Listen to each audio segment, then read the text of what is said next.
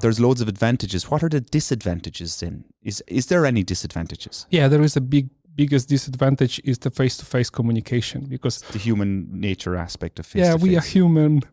We want to talk. We want to drink a beer. Yeah.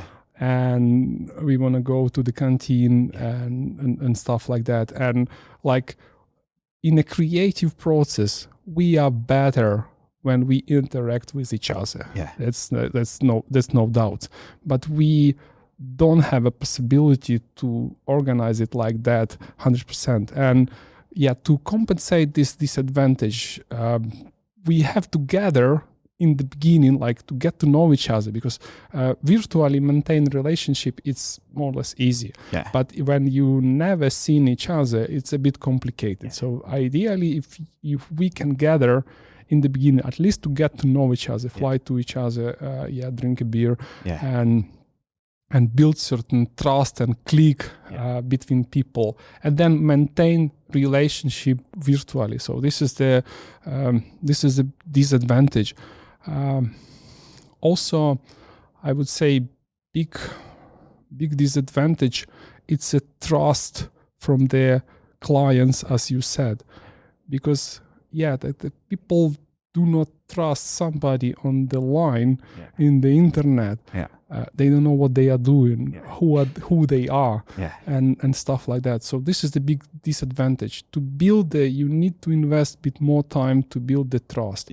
And also, if you gather virtual team or remote team, you have to treat this team like your extended department. You cannot treat it like a contractor and subcontractor, client and subcontractor. It's your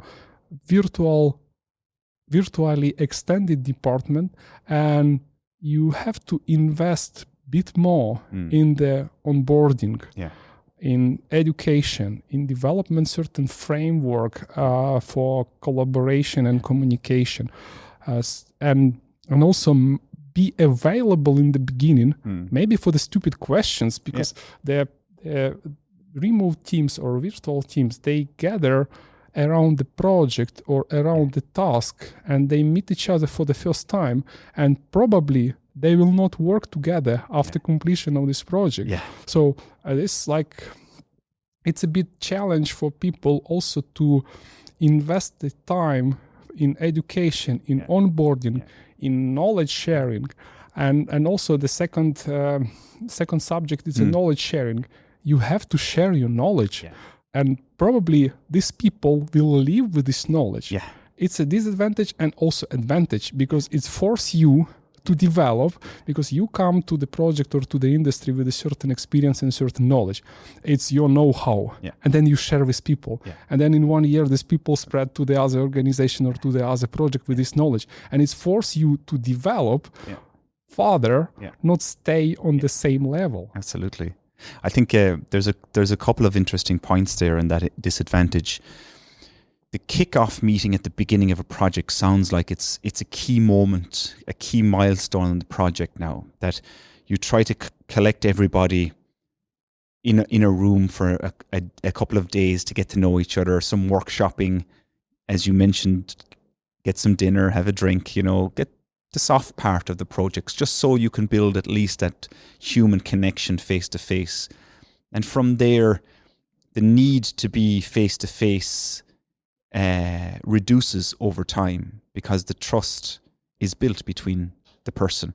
And maybe you have another gathering in another few months, and that gathering period extends out through the project life cycle, because people build that trust. And I think that we haven't really come around to understanding the value in that yet, because of the traditional model of everybody's in the room anyway.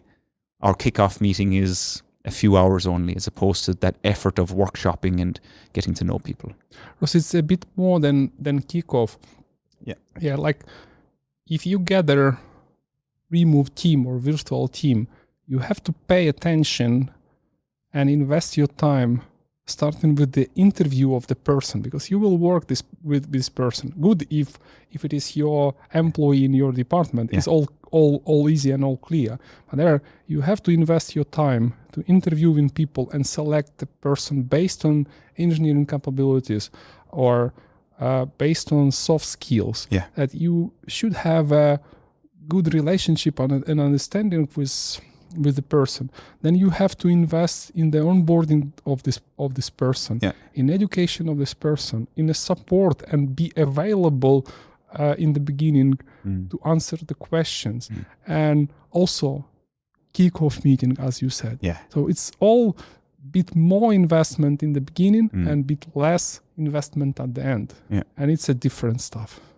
And I guess the mindset of the people that are organizing and managing these teams is also very important. If you come with your traditional mindset, inevitably you won't get enough out of the team that they could possibly give you because of your approach. So even the project managers, project directors, the leaders, it's also important for them to be on board. Yeah, absolutely. And it's required different skills and different soft skills, not the technical, and different soft skills, because it's required from the leader who is organizing this team, and it's also required from the team because they should have more communication skills. Yeah. And also the important topic is the technology in the virtual or remote team, because you have to use the technology. Absolutely, yeah. And you should use the communication technology, you should use collaborative technology, you should use certain issue tracking technology or task tracking technology. Like in our case, we use like Teams or Zoom as a communication technology to be able to communicate, share video recording and stuff like that. We use in design Revisto or ACC cloud collaborative platform for exchanging models, documents, drawings and stuff like that. And we use Jira for the tasks and for the reporting, because in removed work, you have to be transparent. Absolutely. Because as we discussed about the trust, and in the beginning, nobody trusts you. Yeah. And you have to organize your process and workflow so transparent, then people trust you. Yeah.